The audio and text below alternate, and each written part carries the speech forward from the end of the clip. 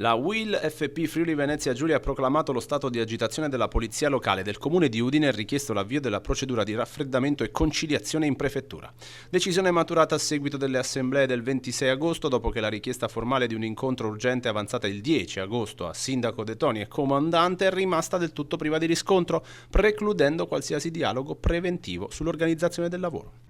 A seguito dell'assemblea del 26 agosto abbiamo ricevuto da tutto il personale pieno mandato a proclamare lo stato di agitazione di tutti gli agenti della polizia locale del comune di Udine.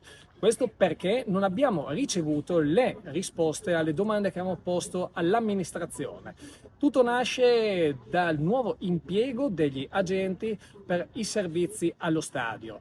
E servizi per i quali gli agenti sono già stati impiegati in 2 occasioni diverse e in una delle quali, in questi servizi che il comune chiama di viabilità, ci sono stati anche dei violenti scontri tra le tifoserie.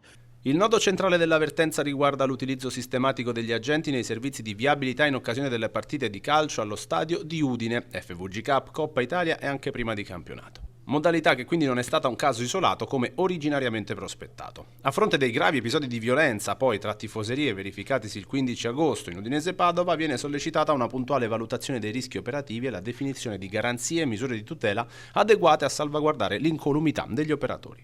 Noi non cerchiamo lo scontro con l'amministrazione, il nostro intento è sempre stato quello del confronto, cosa che chiediamo anche oggi e confidiamo che con l'intervento del prefetto, seduti tutti a un tavolo, riusciremo a trovare le soluzioni concrete e corrette per i lavoratori. Però una cosa la voglio anticipare.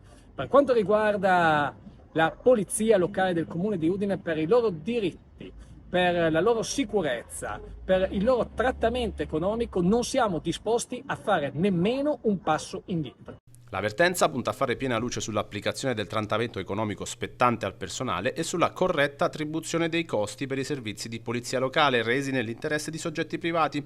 L'obiettivo è assicurare che gli oneri previsti dalla normativa a carico degli organizzatori di grandi eventi non vengano scaricati sul bilancio dell'amministrazione comunale o sulle retribuzioni e i diritti dei lavoratori.